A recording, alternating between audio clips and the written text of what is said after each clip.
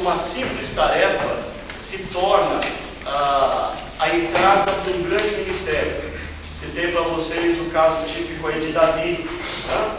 Que ele sai de casa para levar a marmita, e aquela é a porta de entrada para o próprio ministério dele de liderança em Israel posteriormente. Aí a gente trabalhou um pouco na fase do amadurecimento do ministério.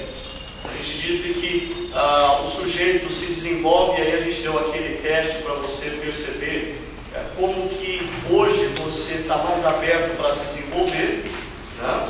Se através da análise, se através da observação, se através da experiência, ou seja, ação, assim por diante.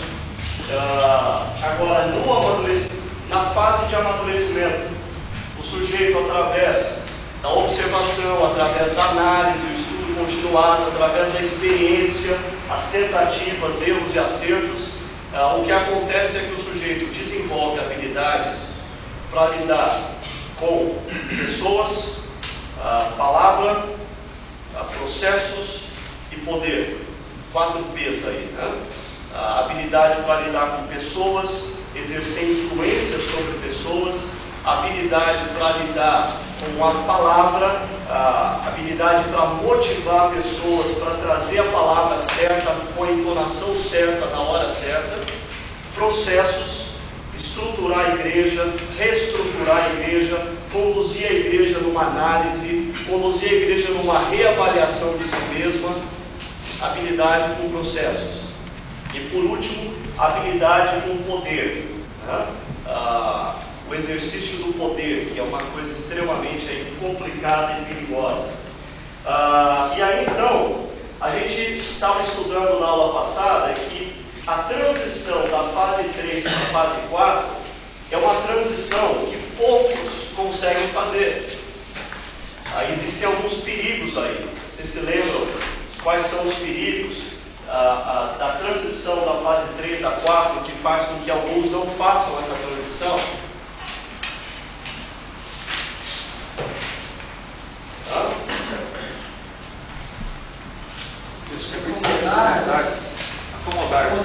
Acomodação. O que significa essa acomodação aí, Helena?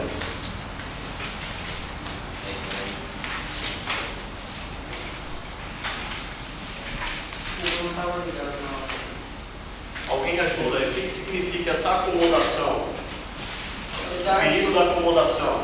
Descobrir como estou. Exatamente. O sujeito, talvez nessa fase de amadurecimento do ministério, ele conquistou algumas habilidades, desenvolveu algumas habilidades, mas ele começa a se sentir seguro no patamar onde ele está. Ele administra muito bem cada centímetro quadrado daquele patamar, e ele se acomoda. Ele passa a não buscar mais desenvolvimento, ele passa a não observar mais o que os outros estão fazendo como algo que ele pode aprender com aquilo. Ele passa, é interessante, o cara que para de aprender e para de observar com outros, também normalmente é um sujeito que no ministério dele, ele começa a colocar cercas ao redor do ministério dele, para novos valores não surgirem naquele pedaço. É cara que vai começar a ter dificuldade de lidar com um seminarista bom, ou com um pastor auxiliar bom. Por quê? Porque ele se acomodou, e a comodidade dele significa também que ninguém chegue naquele espaço e comece a mostrar mais habilidades do que ele, senão rouba o patamar dele, tá? Mas qual um outro perigo que pode fazer com que o cara não passe para a fase da convergência? Fracassos. Decepção. O que significa isso? Ele acha que o fim é o fim e não o meio. Está vivendo um momento complicado, problemático. Por exemplo, o primeiro ministério dele foi marcado por um conselho que não teve nenhuma sensibilidade para o fato que ele estava começando, e o conselho massacrou o cara, e o cara saiu arrasado da igreja, e o cara interpreta isso como um epílogo, não como um meio. Eu citei alguns exemplos, e um exemplo que eu sempre gosto de citar nesse caso é como José conseguiu sobreviver. E eu não falo da sobrevivência física, mas da sobrevivência visionária